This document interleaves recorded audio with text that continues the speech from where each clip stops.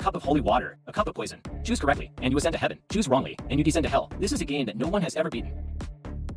I chose the left cup the first time, and ended up corroded into a pile of bones by poison. Luckily, there are 3 chances in total. This time, I decisively chose the right, but it turned out to be poison again. Come on. What would you choose? One more.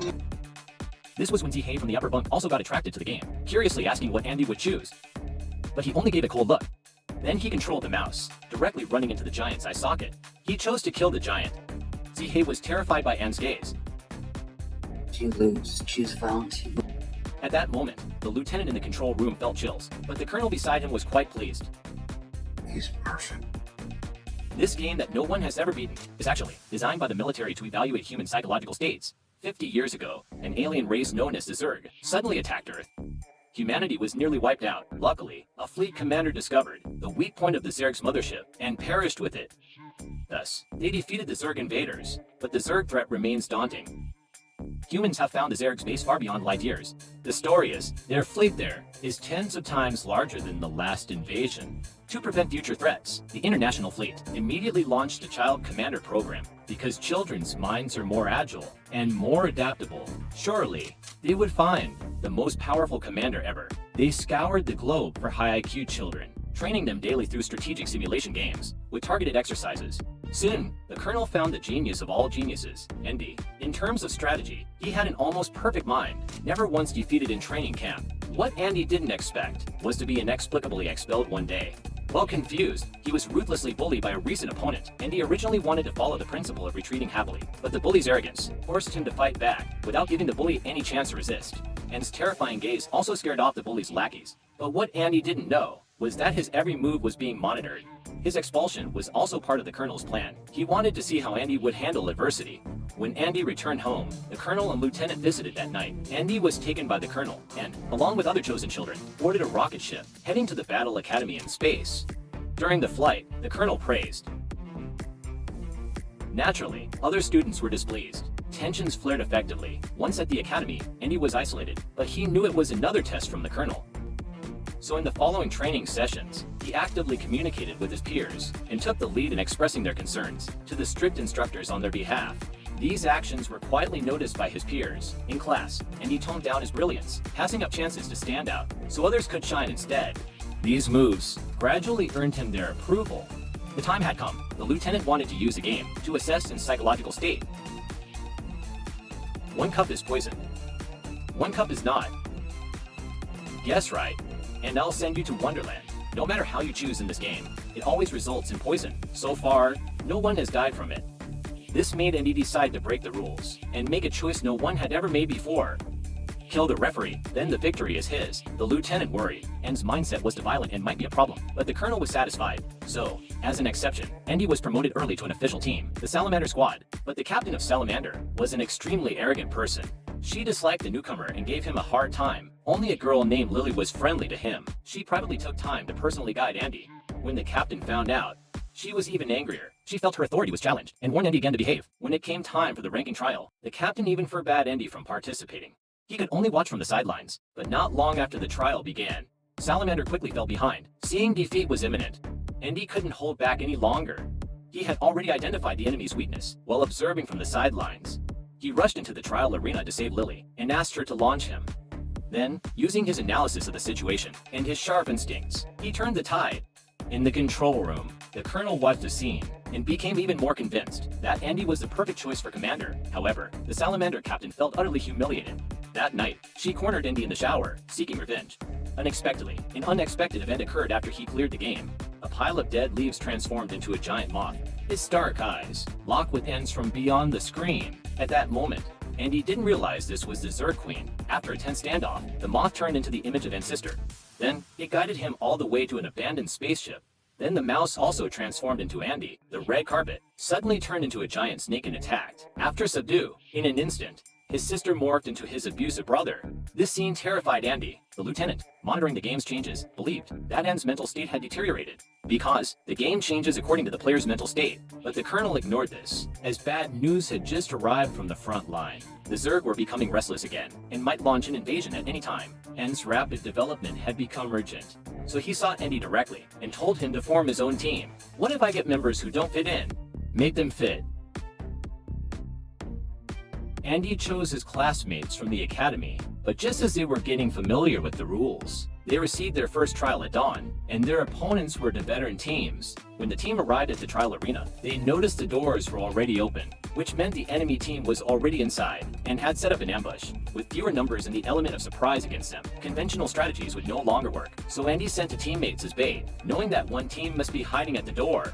As expected, an enemy team was ambushing there. At the cost of one teammate, he wiped out the enemy. Then he had Zihei float into the arena on a rope to scout the remaining enemy positions, then pulled him back to report the details. After pinpointing all enemy locations, Andy boldly devised a formation never seen before. According to the rules, as long as one team member makes it into the enemy's base, it's considered a victory. It was like a game, where the teammates propelled each other forward, like rockets pushing the front teammates, while the surrounding teammates protected the core. In the end, Andy won against two teams, pulling off the impossible challenge.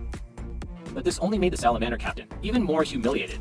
Afterward, she cornered Andy in the shower, trying to regain her dignity.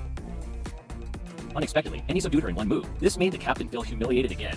She was determined to kill Andy. Andy never expected her to be so weak. One kick knocked her out instantly. Andy felt deeply guilty about this. Though the captain survived, she was left permanently disabled. Andy couldn't escape his conscience.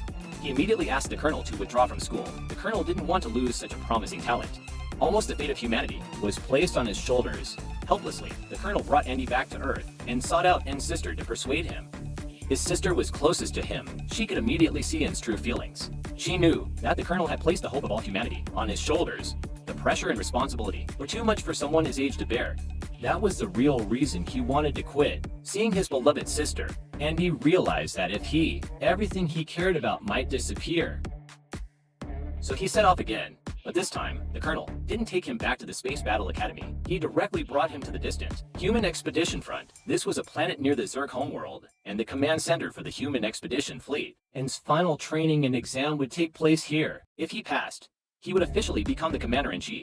Unexpectedly, the commander, who perished with the Zerg mothership 50 years ago, was also here. It turned out that at the last moment, he had ejected and survived. He had spent all these years studying the Zerg. The recordings hid many secrets. What you see is only these battles. Afterward, what you see is the commando team boarding the Zerg ship and discovering they were already dead inside. Let's take a look at that footage. He discovered the Zerg's behavior was very similar to ants on Earth. For example, in the war 50 years ago, destroying the mothership left the other soldiers paralyzed. There must be a Zerg queen somewhere. As long as they killed the queen, the war could be won without a fight. Due to their rapid breeding and expansion, the resources on their home planet were exhausted. They would likely invade Earth again soon. There wasn't much time left. Next, they arrived at the Human Fleet Command Center. In the future, Andy would command all human fleets from here. Additionally, there was a war simulation system that could realistically simulate battles with the Zerg. During this time, Andy would complete his final training here. Then the commander introduced Andy to humanity's most powerful weapon. It was a super spaceship that cost humanity $70 billion.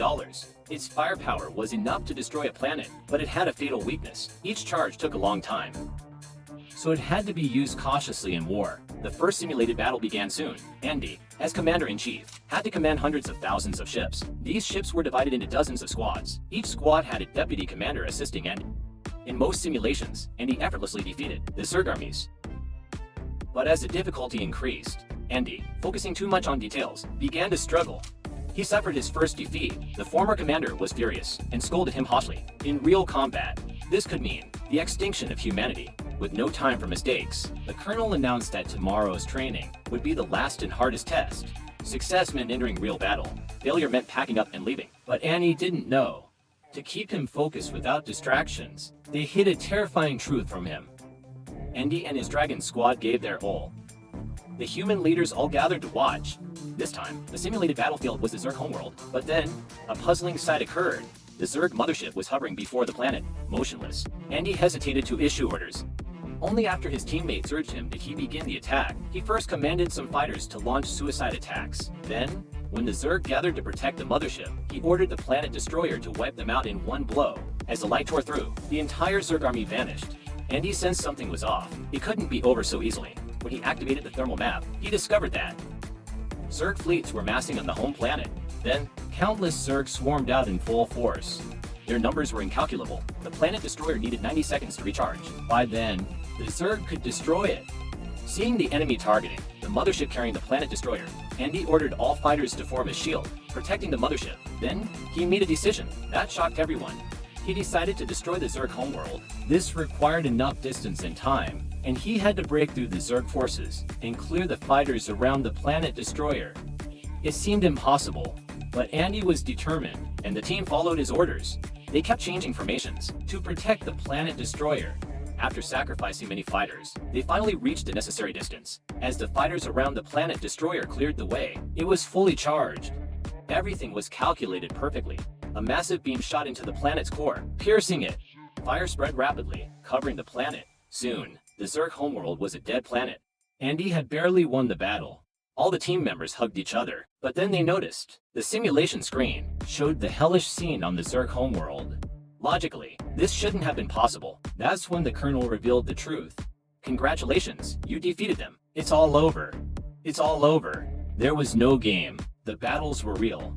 The enemy you fought was the Zerg. It turned out that the recent battle wasn't a simulation, but a real attack on the Zerg homeworld. Andy had led humanity to victory in the century-long war. Humans would never fear a Zerg invasion again. But Andy couldn't accept it. He had commanded countless human pilots to their deaths. Each of them was a living, breathing person. He had also wiped out an entire civilization. That was billions of lives. At that moment, Andy realized the Zerg mothership had probably stopped to negotiate. They wanted peace too. This war could have been avoided. But because the Colonel hid the truth. Seeing Andy losing control, the Colonel sedated him and sent him to rest. In his dreams, Andy saw the Moth again. He finally understood that the Zerg Queen was connecting with his brainwaves, trying to communicate. He went outside the base and saw the abandoned spaceship nearby, just like in the game. Ignoring Lily's warnings, he rushed into the ruins. Deep inside, he found the Zerg Queen hiding there. The most dangerous place was the safest. The Zerg Queen had been hiding right under humanity's nose all along. Seeing Anne's tears of guilt and remorse, the Queen understood that it was too late. After comforting Andy, she entrusted her only offspring to him. Andy saw that the Queen was dying, so he promised that he would help the egg find a new home where it could thrive. In the end, Andy took the Zerg's last hope and set off into the vast universe. He would raise a new civilization and become a new king. Thanks for watching, and subscribe for more.